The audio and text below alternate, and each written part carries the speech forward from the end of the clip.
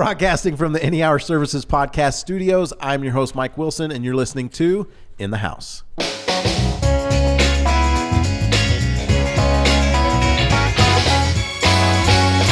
In the House is a podcast about the major systems in the house: electrical, plumbing, heating, air conditioning. Each week, I'm joined by a panel of experts. We pick a topic and we discuss it in depth. It's meant to be informative and hopefully bring you some value. On this episode, we're actually going to be talking about sewer odors in the house, what causes them, where to look to find them, and how do we get rid of them. I'm joined by Matt and Jesse. They're part of the management team over the sewer and drain department at Any Hour Services. Welcome back, guys. Oh, thank you. So let's just jump right into this. I know you guys have told me before when we were talking about odors and what causes them that a lot of people think that they're coming from one place, and that's not usually the most common place that smells are coming from. So tell me a little bit more about where people actually think they're coming from. So to kind of go back a little bit, cameras on... The episode just started. We can't go back very far. We're going back to plumbing. You want me to start over? And how it started. How plumbing started. Cameras Roman Empire. Is that available for people in general, contractors. Cameras? Sewer cameras that you can stick down a line. They came very popular about 6 years ago. Okay. And people started getting them. When that became more popular and easier to look down a pipe, a lot of people were seeing stuff they'd never seen before. And then people started talking about it, and that's where a lot of the, hey, I've got a really bad smell, I want to get it camera'd, I think there's a crack, or I think I can see it. And that was a big misunderstanding that, one, you're going to be able to see a crack from the inside or a joint that's not sealed up. Unless it's like an obvious break or a screw through it, you wouldn't see that. And so we got flooded with a lot of smell calls on the camera end of it right off the bat when that became popular. And so 20 years ago, this was pretty common sense. When you get a smell, you would take a 5-gallon bucket around and start dumping it in your drains. And the reason being is they all have a P-trap in them. And what a P-trap does is it holds water. Well, Ed, before you explain that, so let's just explain. So people think that a lot of smells come from some type of broken pipe or something is broken in the system, and they think that's where the smell is coming from. But as you were just about to explain, yes, if you smell something that is not normal, you shouldn't actually be smelling things, because when they designed your plumbing system in your home, it's designed to keep those odors out. And you were about to go through and explain. So explain to me those features of a properly working plumbing system that keep the smells out. Okay. Yeah. So you're right. A proper system should not smell. You shouldn't be able to smell drain smells, sewer smells. That's just the way it's designed, is where you're not smelling anything at all. And the way that works is it's based off of a couple of different methods. One is the vent issue, and the venting issue is made a couple different reasons. One is to keep the water flowing in the pipe. So if it's a straw and you hold the straw, pull it out of a cup, it's got to be able to vent to be able to move. So one is to suck air down the line to move the water. The second is to draw the gases away from the home or the person. And the other way, they vent up out of a roof. Now, the other thing that a lot of people don't realize is there's a certain height to those vents also. So I don't know if you've messed around with chimneys or smoke, and you got to catch that funnel where the air is moving to where it's not sucked back down around the house. The homes are designed that way also, to where the vent is at a certain height to where it is going to be drafted away from the home and not pulled down into the house. Does that... Yeah, then that makes sense. I mean, I don't know what those different heights are. And it's different everywhere depending on the area altitude. And so that's the one feature I don't think a lot of people think about. So you've got the vent. The vent takes the gases and the smells away from it. And then in each drain that is open, so a sink, a shower, a tub, a floor drain, even the washer and dryer where your washer and dryer dumps into it, each one of those open drains have what we call a P-trap. A P-trap is a 90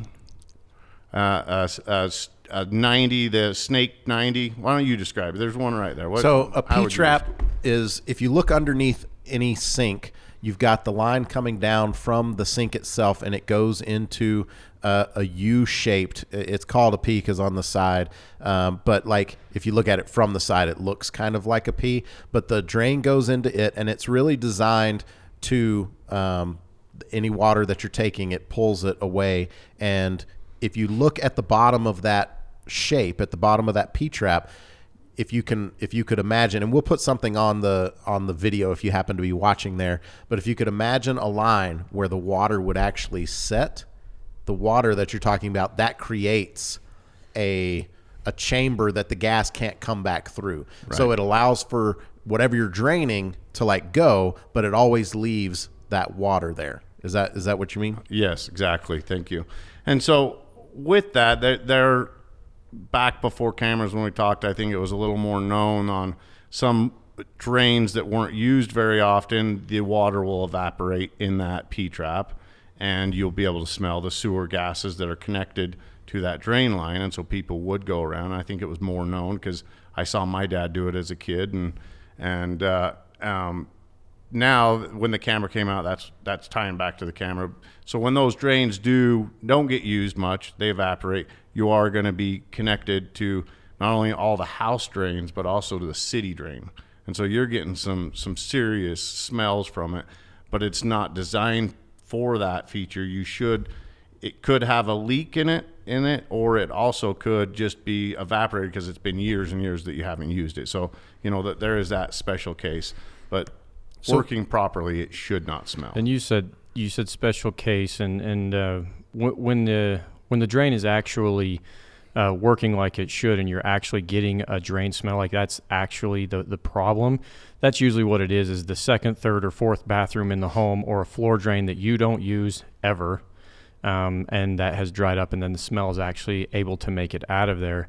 But when you are using it in a properly working drain, a proper P-trap that is consistently cycling fresh water out as you brush your teeth, comb your hair, wash your hands, you should not get any smells out of there.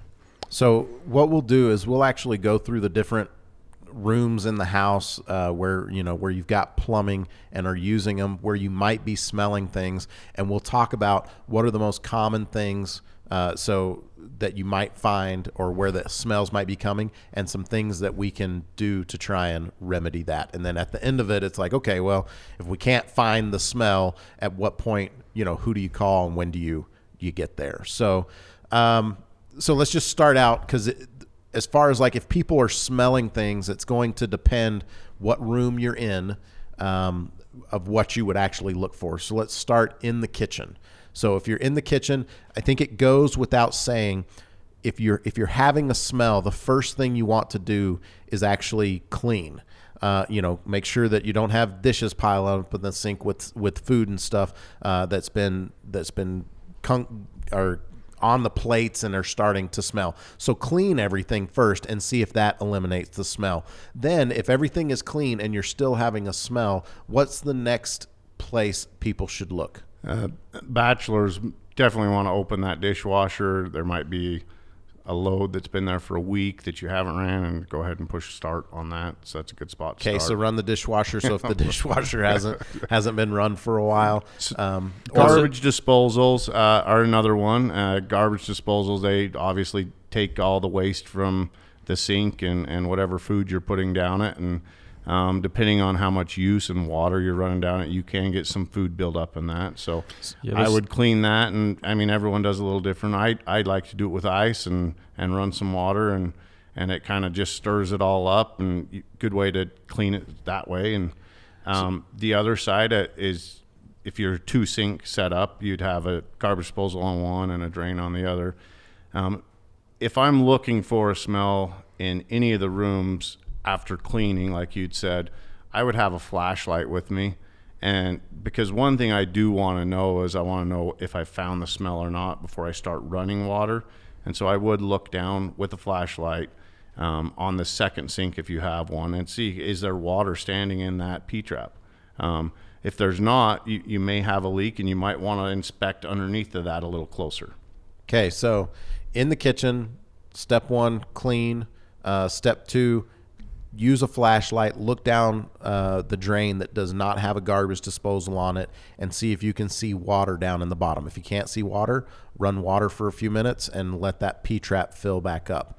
Next, you want to make sure that you've run the dishwasher, you don't have a smell coming from there, and then the garbage disposal. I do think, because we recorded an episode just on garbage disposals yesterday, the proper use of a garbage disposal, one, turn the water on, then put your food down, let the garbage disposal run for a little bit, and then turn the garbage disposal off. But you want to have water running the whole time so that it is taking all of the food particles that can build up and flushing them out. And in addition to like using ice, one thing that people don't realize is in that garbage disposal, if you look down on the garbage disposal side, there's usually a black rubber baffle that, where things kind of go inside. Sometimes food and things can get hung up on the underside of that baffle. That can cause some odors. Some nicer garbage disposals, you can actually pull that out and clean it. If you can't pull that out, take a sponge and try and pull it back the best you can, and take your hand and run up under there with soap and water, and try and clean the underside of that off so that eliminates some odors. I've heard people also use citrus rinds to try run those through it to try and freshen that up a little bit. Anything else in a kitchen that could be causing the only thing I would add to that is once you've shined the light, if you had to add water, I would open the sink up, pull some stuff so I could see the plumbing underneath of it. If the water's missing in that P-trap, and you're using your kitchen pretty regularly, that's probably a sign that you probably are losing water from that P-trap. So I would run the water as I'm inspecting underneath it, seeing if I have any drips or leaks underneath of that. That's a good point, especially if it is a commonly used, if you're using it often, like a kitchen sink. If you're using it regularly, I would not expect the P-trap to evaporate. So if you don't have water in the bottom of that P-trap, more than likely there's a leak somewhere or something going on. So check that out. Right. Okay. Before you step away from that, the dishwasher, just running the dishwasher is not necessarily going to fix the issue. Proper plumbing and install on the dishwasher is a big deal. Your dishwashers have their own filters or catch-all and stuff, and a lot of stuff will get in those. And so you can run your dishwasher all you want with soap in there, but that food and that junk that didn't get out, that you actually have to open up that little pocket in the bottom, that all the dishwashers have them different, but you actually have to remove that food. And a lot of times that's the smell you're getting. It'll travel through the pipe and come up the sink, and you'll think you have a smell in the sink when the problem's actually in your dishwasher. So proper plumbing of how they go together with the disposal, the dishwasher and the sinks matters a lot. I've been to many calls where the tube from the dishwasher is corrugated and it catches food and needs to be pulled out and cleaned, and then the smell goes away. So the kitchen sink's got a lot of little nooks and crannies. You could find some things. You really do need to scope it with a flashlight, like Matt said. Okay, so just do a little bit of investigation work. Okay, the next area, bathrooms. Let's talk about where some smells come from in the bathroom. So bathrooms, obviously you have your bathroom sink, maybe 2 sinks in it, and then tub or shower or both. Actually, before you start, let's on each of these, and I'll just remind you, but the first place you want to look, especially if it's a bathroom that's not getting used a lot, you always want to look and make sure that there's water in the P-trap. So use your flashlight, look down in the sinks, make sure you see water down there. And also on a shower, even though you can't see a P-trap, does it have a P-trap? It does. Yeah. And so if you look down the bathtub drain, should you be able to see water down there? Yes. And the shower as well? Yeah. Okay, cool. So you would do the same steps as you did in the kitchen P-trap, and you'd clean. Number one. Clean. You'd go through. You'd do the clean, and you'd want to hit the spots that you normally aren't looking. And as you're cleaning, you want to look, because a lot of times mold smells will be mistaken with sewer smells, and so you're looking for open mold and any kind of grime that needs to be cleaned up. Look in your P-traps. If there's not water standing, I would suggest the same thing. I don't know how long it takes water to evaporate from the P-traps, but that's the only reason why it shouldn't be there. So if it's missing, there's something going on. So I would inspect that pretty thoroughly after I put water and let it run down that for a while as I'm looking at it. Maybe even put something underneath of it so I can see if there's any drips before it goes into the wall. And then another thing we found mistaken by drain smells is some pretty gnarly hairballs in tubs. So the tubs, they I don't know, I'm sure you've pulled hairballs out of your own tub, but we've had some that just got some pretty potent smell to it. And with it in the drain and being sitting for a long time, every time they'd add water to it, that smell would kick up. And so then they were like, oh, man, I must have a leak or something. And then our technicians will get there and they'll pull sometimes a foot-long hairball out of there. And, man, holy crap, they smell. So I would check that out also. So tub and shower, if you're smelling something coming from there, if you don't have a device that pulls hair out, you could take a wire coat hanger and bend the tip over and fish it down and see if you can pull some hair out that way. But hair, gunk like that. And then another thing in the bathroom, let's talk about toilets, because if you're in the bathroom, you're expecting smells sometimes, but sometimes when that smell lingers, you're like, oh, this doesn't seem normal. No one has used this bathroom and it smells. Yeah. Before you run to toilets, sorry, let's back up on the showers and your sinks. Depending on what kind of countertops, tile or anything like that, if you have like grout and stuff, that's very porous. And so you have to think, you're trying to wash your face, you wash your hands, you brush your teeth, you're trying to get all that stuff to go down the sink. Well, unfortunately, it splashes all over the place, and that grout and stuff is porous, soaks it up. That's another cause for a smell, or, I wouldn't say sewer smell, but what a lot is commonly concerned or mistake it for a plumbing smell, because it's coming from there. Got it. And so if you've got a lot of that tile or that porous material in there, cleaning it on a regular basis and then drying it after you clean it, not leaving it wet. Well, you bring another point up since you talk about the grout. Especially in tub surrounds or where you've tiled in a tub or a shower, you notice caulking that's put in, and that caulking is there so that you don't have water get back behind those things. And as the older the tub and the shower gets, the more likely that caulking is to come off. Or if you've got little kids and they like to pull at things and they're like, oh, look, a string, and they just pull off all of the caulking from it, all of a sudden you can get water back behind there, and that can actually start to cause an odor as well. That's a perfect point. Every year, the two bathrooms I use the most, I recaulk around the tub and the shower, because it starts to crack after about a year's worth of use.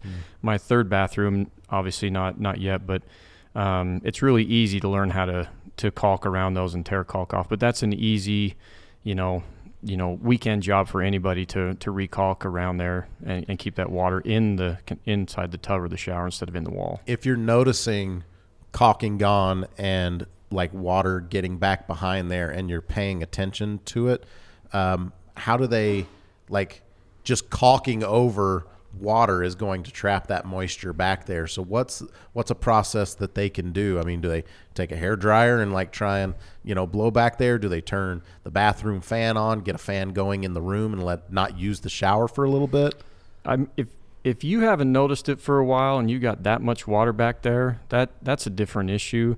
But if you've noticed it quickly, there shouldn't be enough water in there to create the smell. But if you've got enough water in there to create a smell like that on a consistent basis, you've got a different issue, and you might want to investigate. Call somebody. Yeah, because you could have mold. But if you've noticed it quickly, dry it up, let it dry out, don't run any water, and then seal it up. And then caulk it. Okay. Let's see. So toilets. What are some issues there? So my wife thinks I'm weird because I think toilets are pretty cool, but we talked about drains and how drains, all the drains in the house have their own P-trap. The toilet drain line is the one that does not. The P-trap is actually inside the toilet, and if you look at the side of the toilet, you'll see it in the mold of it. And so we have found some smells on mostly a level of a home, either level with crawl space underneath of it, or an upstairs where it's plywood underneath of it, not typically not the downstairs basement one where the toilet's sitting on a concrete floor. But if the wax ring is not sealed up around that flange on your toilet, you can flush, you're going to get some water, but you'd be amazed how much smell you get more than water, because the smell is constantly coming out. With the toilet being your P-trap, and with the wax ring going to the flange of your toilet, if that's not sealed and tightened down to the flange properly, you will get smells, but you'll also get some leaks and some damage from that water.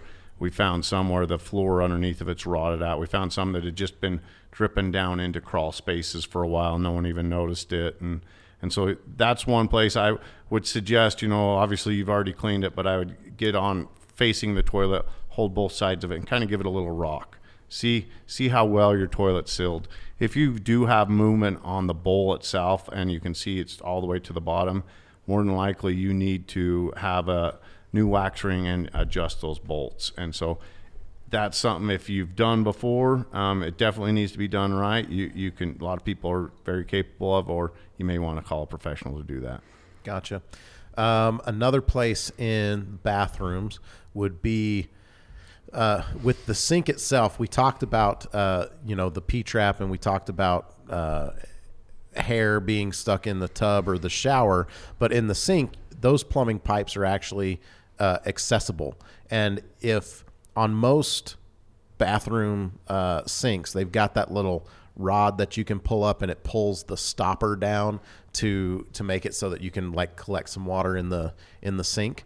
Well, the way that mechanism works is there is a rod sticking in through the pipe that is connected to that stopper, and all that is something for things to get hung up on, because the same way you get hair in the tub in the shower, you can get hair hung up on those things as well. Not to mention, as you wash your face, brush your teeth, shave, you're cleaning cosmetics off your face. There's so much stuff that can get hung up in there, and that section between the sink and where the P-trap is, there's nothing stopping odors from coming back up there. And so if you're smelling an odor, if you stick your nose down by the in the sink and you're like, oh, I smell something, and you're seeing water down in there, you may want to actually take those pipes apart underneath and clean them out, because that'll clear everything up, or that'll clean everything out, and can help eliminate an odor there. How often do you guys see that when you're out in homes? So that's actually, you're spot on. If you can put your nose right next to that sink,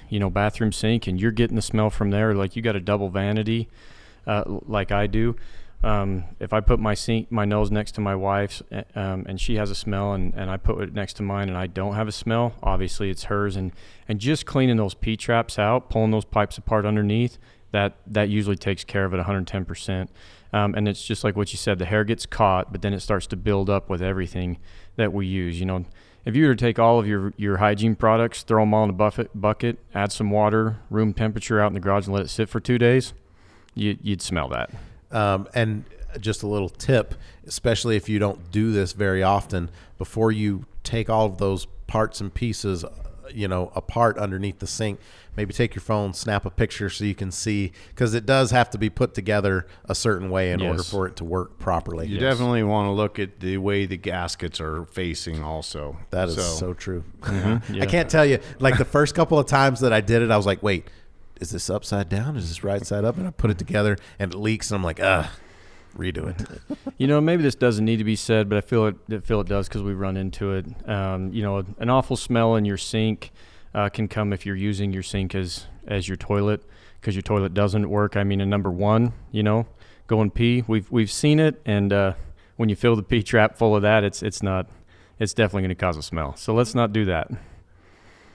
Well, I don't know if you should even touch on that one, Mike. Well, we've run into it. So the toilet's not working, and they just use the number sink. one, yes. Okay, but they won't try and I better tell you the reason why they know this. Okay, so in the drain sounds world, like a great story. In the drain world, we have our technicians that work on urinals quite a bit. Okay, and the urinals that they see what problems urinals have and the backup, and it comes from the P actually has what are they? The little beads or cow? Yeah. What do they call that? My pee does not have It beads. does. In It most It does. certainly does. It has It's got beads? It has a buildup on it. Yes, it does. And so we've actually had technicians that have worked on a lot of urinals and have seen this for years, and then went and actually pulled a sink apart and found the same issues with the sink. I feel like there's a better way to explain like your urine having beads in it, because beads sounds like such a large particle. Like people would notice. Calcium buildup and whatever you want Like to call it. that doesn't sound right either. Yeah, whatever. This is I don't. You guys need to find out the technical terms. If Jason was here, he would. Okay. He's seen this. Dealt with So this firsthand. urine is it has more mass. The molecules and are More mass thicker. is appropriate either. I don't know if you made that any better. And we may have worked on urinals and seen it, but I have literally been to homes where the customer has openly admitted, sorry, my toilet wasn't working, so I used the sink.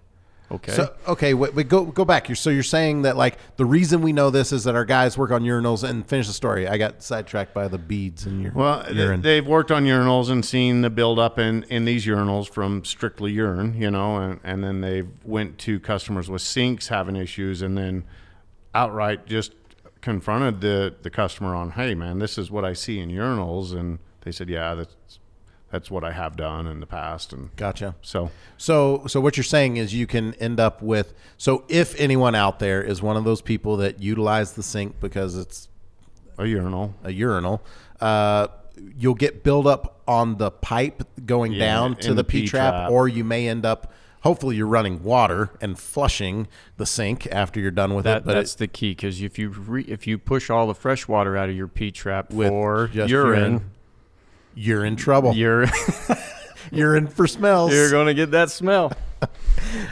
Moving on. Anything else in the bathroom? I think we have exhausted that. All right. Let's. But you did when it comes to bathrooms, Matt had said crawl spaces. That is one actual where a cracked pipe that we wouldn't be able to see, but you would, if you have a crawl space and all of a sudden it's starting to show up, we do locate drain problems or pipe problems, integrity problems when we open up crawl space and we can see wet ground. So if you do have a crawl space and you're noticing smells, there's a possibility. If you've checked all those basic things in the room and you're still having a smell and you know that there's a crawl space underneath, then maybe hop up under the house or grab a flashlight and look where that is, see if you're noticing moist earth. Yeah, what I was going to mention on that is, like, once you've gone through, if you're looking for a smell and you've gone through and checked the rest of the plumbing in the home, it would be more of a two-man process. You would have one running fixtures as you work your way through the crawl space with the flashlight that you can see. You're going to hear it, and you can inspect for leaks and cracks and stuff like that. Some crawl spaces, you want to make sure you're either doing it with two people, make sure it's a safe spot to be in. Sewer gases really are no joke. You can be killed from them, and so I wouldn't suggest just anyone going in a crawl space that's a tight, confined space without other people or a little bit of knowledge. Definitely don't send your child down there with a flashlight. You're small. Go in that hole. Yeah, no. And that's for people with crawl spaces. A lot of homes, the pipes run underground. You can't see them, so you don't know. But the crawl spaces ones, you might be able to get a visual on it. Got it. All right. So laundry rooms, is that I remember going out on a call with someone, customer called, and they were having a smell in their laundry room. Where are some common places in the laundry room? Laundry room is got some similar things going on, like the kitchen sink. Okay, so you got P-trap, and some of them have floor drains, some of them haven't. So those are the obvious ones you're going to check for water. But your washer machine and sometimes the dryer, it gets buildup. They make cleaning pellets and stuff like that for it. And a lot of washers have a corrugated exit pipe. Builds up with a lot of stuff in there, and that's a lot of where the smell comes from. Or if you have a front loader, gets caught in the door, and it doesn't necessarily smell like sewer, but it's very muggy, very wet, musty, and people who aren't used to it would confuse it for a sewer smell or water, some kind of water smell. So your laundry has similar things that a dishwasher or something like that would have. So those are some things you definitely want to check, especially if your clothes washer is a little older and you've never cleaned it before. That's the first thing to check. Okay, cool. There also floor drains. There can be a floor drain there. Make sure that there's laundry rooms. You get a lot of different styles of floor drains, and some of the washers they're on a what do they call those? a floor. Drain pan. A drain pan. Thank you, Jesse. On that drain pan, because it's usually on a second level, that drain pan has a drain in the pan, which is typically a floor drain that goes over and ties into some plumbing somewhere. And so you can get a smell from the drain pan itself. Other ones that you see more common are just on a concrete floor with a floor drain in it. If you do have a floor drain there in the where the pan is, do they usually is there a P trap built in right under that, or does it go a ways? Does it drain a ways and then there's a P trap? They've got them both ways, and so most of them, the most typical one you see drains away into a P trap. Got it. And so that one you're not going to be able to shine a flashlight in. A good point, and see it. They do have some older ones that are a little higher raised that have a P trap right under it. They have some that actually just come right out the front and guide it into a floor drain on a concrete surface. So you'd have to just see which. So that's case one you're that unless your washing machine is overflowing quite often, that's one that could possibly evaporate. Yeah. So put water in that one. Most definitely. Most common areas that we find smells when customers have done their most due diligence and trying to find it are floor drains in laundry rooms, utility rooms. The ones that are more impressive are the ones that home they've moved into didn't know that there used to be a floor drain in that room. Someone had done flooring over it, carpet, linoleum, and actually that floor drain has evaporated and dried up, and then there's smells coming from that. And so you'll find floor drains that didn't exist. And so really your best way of detecting all of this is your nose, really. You get around, find that smell, feel your flooring. You might feel a little indention in the carpet, and it's a good sign that, hey, there's something underneath there. Yeah, this just recently happened to me with a customer. We had done some plumbing on their septic tank, and before they moved into the home, the previous owners had built a closet around a floor drain in the basement, and they kept getting this sewer smell. I'd been up there multiple times. I couldn't find it. I've located the one floor drain, and he called me and said, I found another floor drain. And they had put paint cans over it inside that closet that the previous owner had built around it, and it was empty. And so that's where the smell was coming from, and we just dumped a little water in it, and boom, there you go. So that's actually a good point. I've seen people carpet over them and stuff like that. Gotcha. So let's talk about basements, because I would have thought that floor drains would mainly be in a basement, but you're saying you could have floor drains. I guess your shower is a floor drain in it, but on the main level of the house, if it's something that had been remodeled, I can see that. Okay, makes sense. Okay, well, so your newer codes require, if you've got something like that, like a washer on a second or third floor, they've got to have a floor drain there for it to overflow and go down. Gotcha. Where older homes, that wasn't the code back then. Gotcha.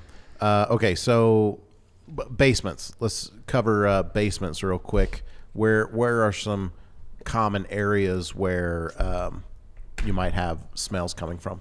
So the main places I'd check are the floor drains. I would really smell and feel and do some detective work on feeling if there were some additions or anything like that, like we just talked about.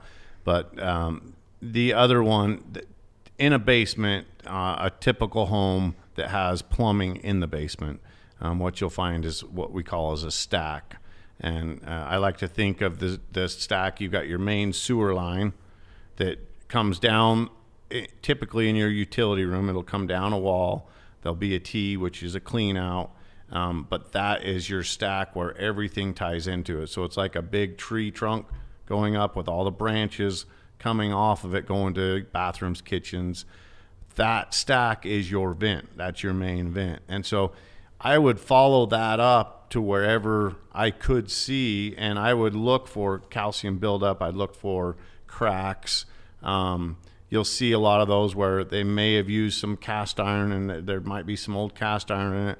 There might be some ABS joints that didn't quite get sealed. I've seen some of them where you didn't necessarily see a leak, but you would see the calcium build up around it, or we like to call it calcium. It makes us feel better. Gotcha. Just some build up around it. You know? Some beads Yeah, built up. calcium. But we just call it calcium or dirty dishwater. Gotcha. Either one of those makes you feel better. Got it. Sorry, I was gonna say another one in bathrooms. You still want to basement? You want to hang out there still?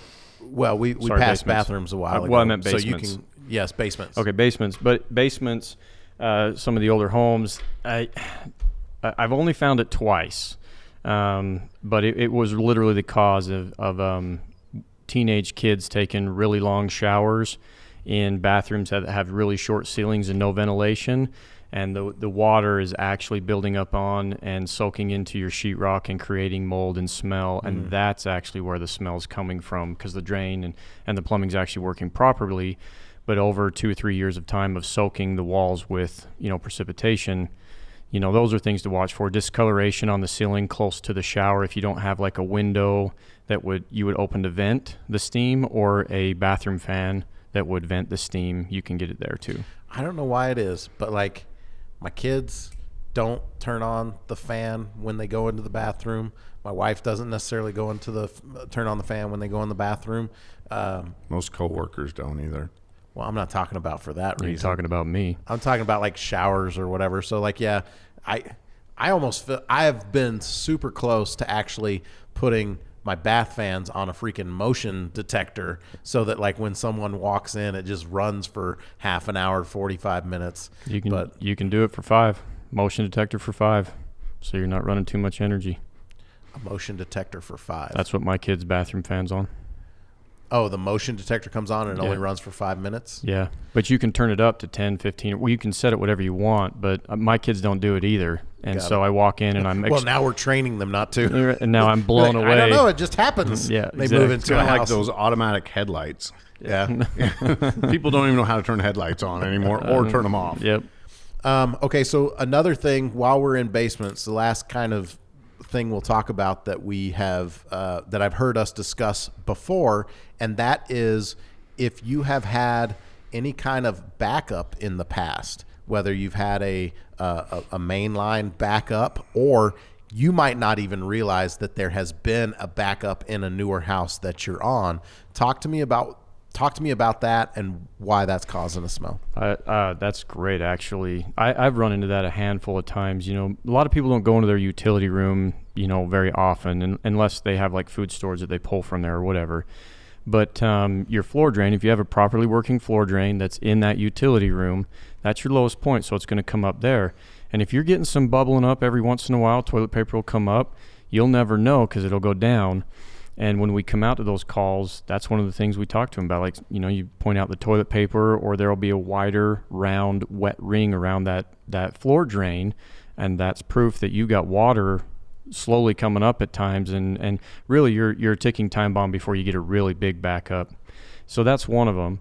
The other one is they had a backup, got into the carpet, they decided to do nothing with it. So now that black or gray water, not clear water, black or gray water is room temperature all the time. So, Petri dish for all sorts of things.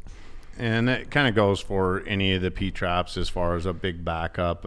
Anywhere with the elevation of it being that sewage has backed up into them, and it's not a very common used area, you will have, it's just kind of like we were talking about urinals and sinks, and if that fresh water doesn't wash it out, you're going to be smelling pee. Mm-hmm. And it's the same thing, but it's dirty dishwater. And so you've got a couple of issues there. So one, if it's something where the main line has some kind of blockage and it's coming up and going down and it's happening on a regular basis, there's not really, you need to have someone come out and camera the line and find out why it's not draining properly, because you should not have that happen. Now, if it is... No, and the other thing is, if it is, it is a ticking time bomb before you have a real big backup. Sure, yeah, you end up with a main blockage, Right. and that is a warning sign. So if you're noticing that, count yourself lucky that like that's the thing is like people, whenever that stuff happens, it's all the way you look at it. You can look at it and be like, oh man, now I got to pay thousands of dollars to replace my main line. Or you can look at it and be like, wow, I'm really glad that I caught this before it. Not only did I'm going to end up having to pay the money to replace the main line, but now I've got to replace the carpet and the drywall and like all of this stuff. And it's just a big hassle and inconvenience. So anyway, so there's that one where it's happening periodically. But then the other issue that you talked about was a backup that has happened in the past that you didn't know about. And there's stuff collected on before the P-trap, and that's causing an odor. Is there a way to get rid of that?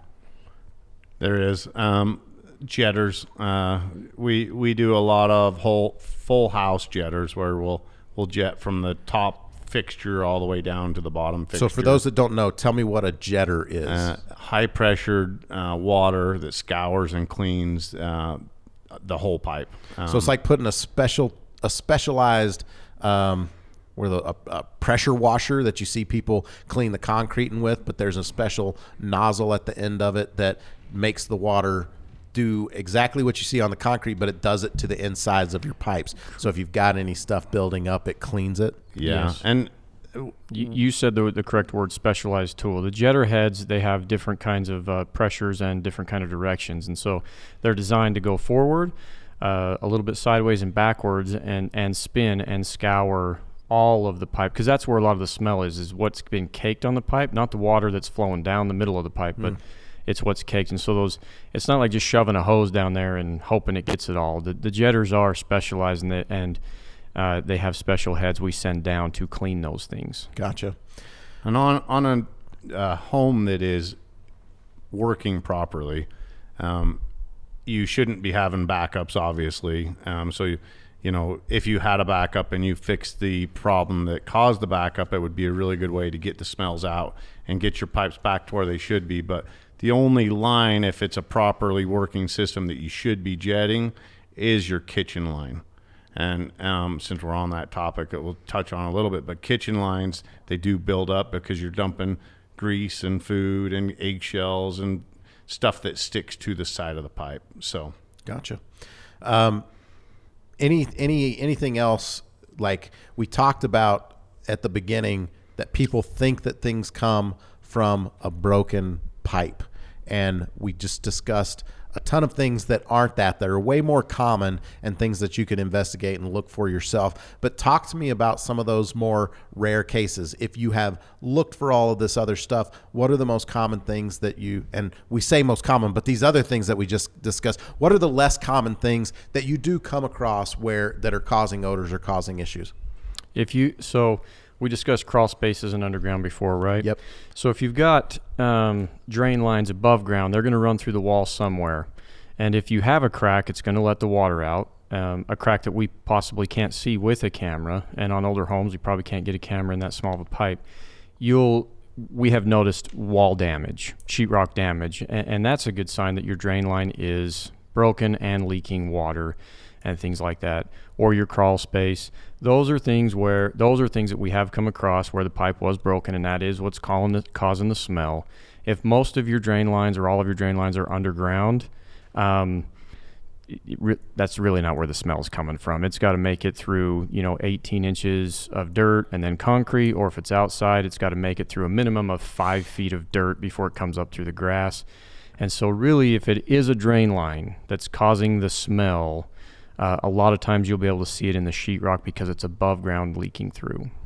I've noticed, I've seen this done a couple of times on YouTube where people will do a smoke test on the vents to identify breaks in the venting.